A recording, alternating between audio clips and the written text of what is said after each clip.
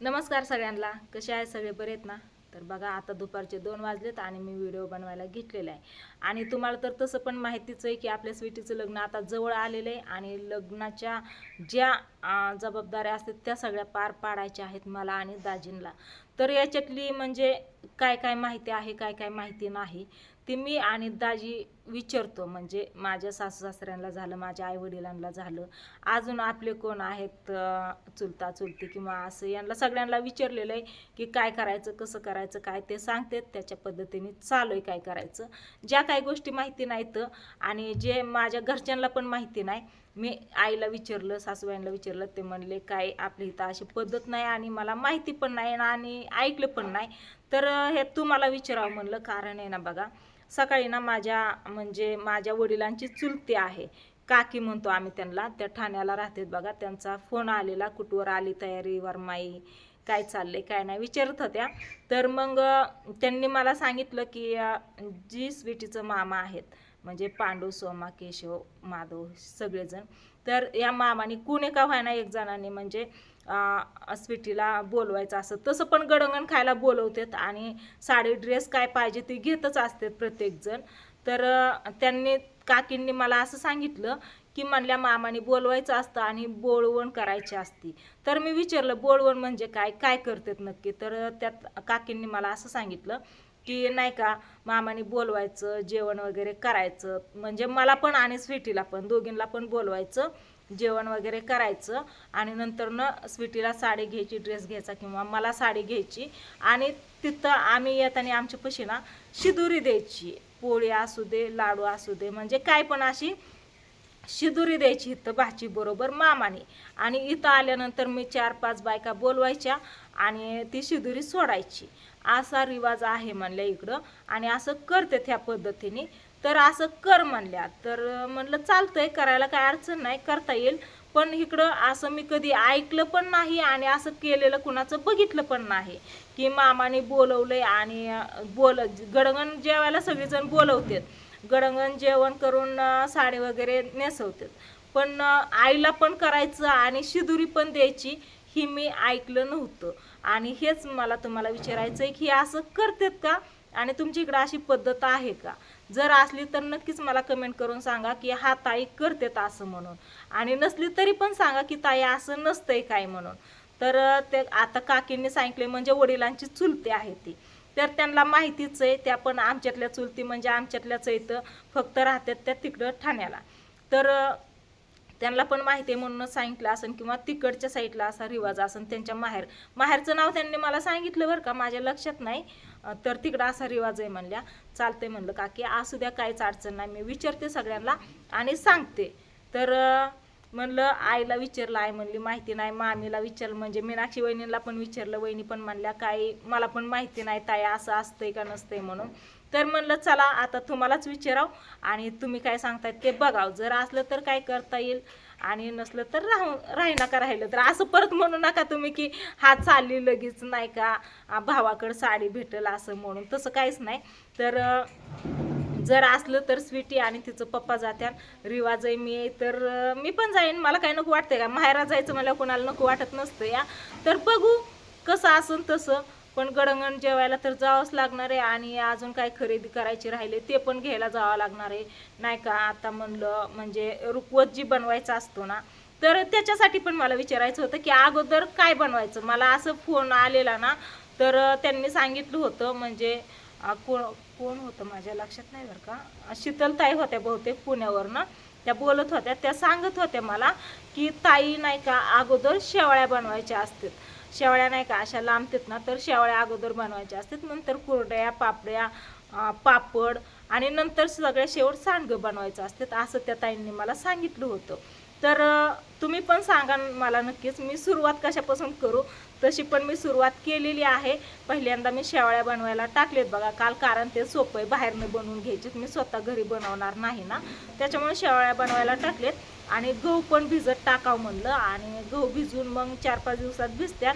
मग कुरड्या अशा बनवावतं नाहीत का, 5-6 बायका, सॉरी 7 बायका बोलवतात आणि ती कुरड्या त्यांच्याकडनं करून घेतात. तर मग माझी आई पण येणार आहे त्यावेळेस, पूजा येईन, प्रियंका येईन, कोमल वहिनी आले तर येते. मीनाक्षी वहिनी काय अजून नाहीत आल्या बघा, कारण बाप्पाला अजून सुट्टी भेटलेली नाही. बाप्पाला सुट्टी भेटेल त्यावेळेस मीनाक्षी वहिनी इकडे येणार आहे इथं.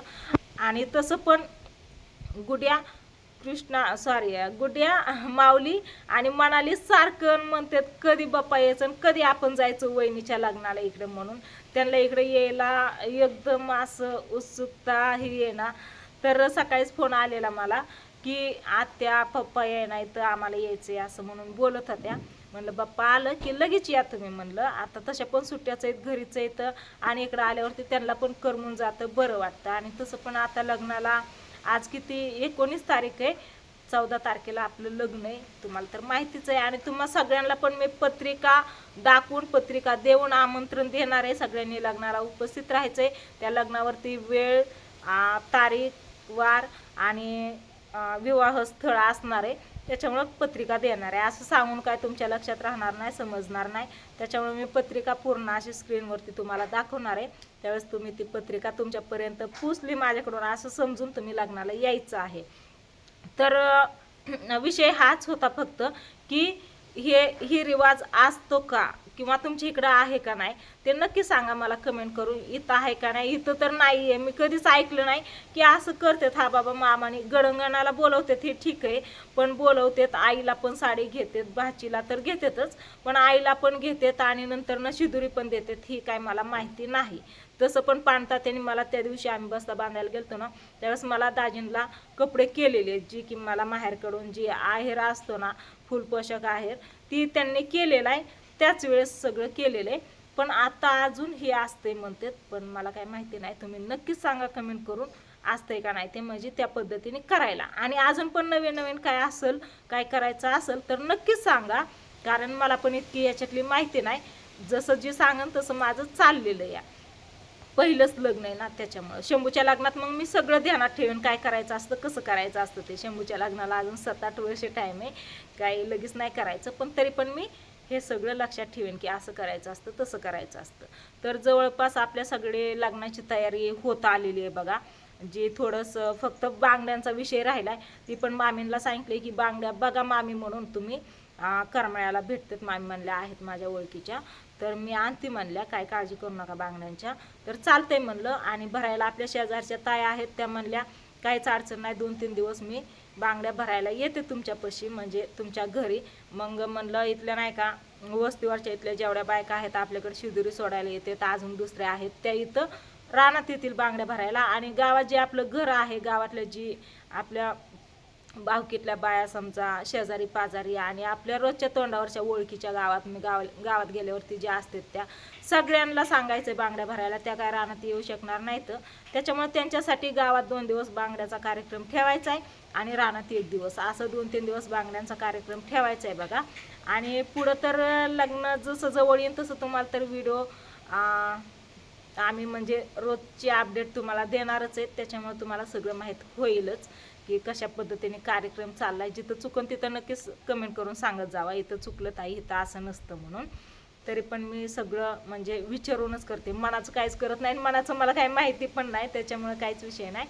तर चला दाजींचं काम चालू आहे बघा, कारण याने इकडच्या घरातला फ्रीज आहे ना किचनमध्ये घ्यायचा आहे.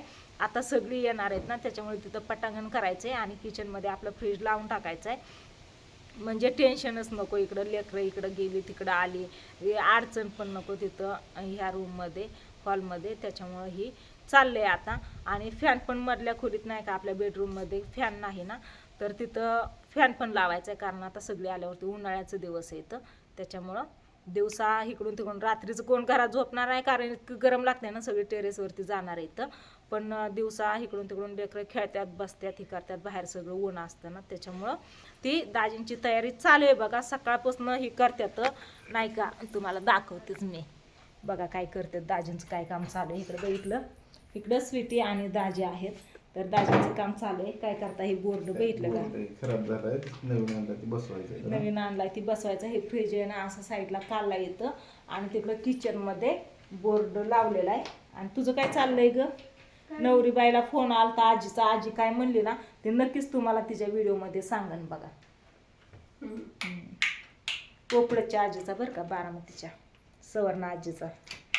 आणि ह्या आजीने काय केलं ते पण नक्कीच तिच्या व्हिडिओमध्ये सांगन. तिच्यासाठी लग्नासाठी तिच्या ह्या आजीने काय करायचं विचारलंय, त्या आजीने काय केलं या ते नक्कीच तुम्हाला तिच्या व्हिडिओमध्ये बघायला भेटेल.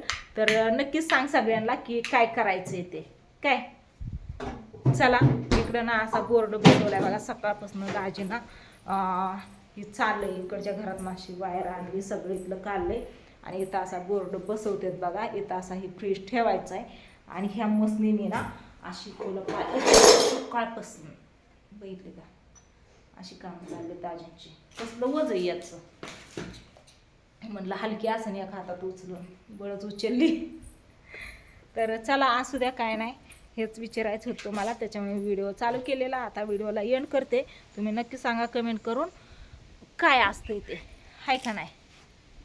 चला बाय बाय.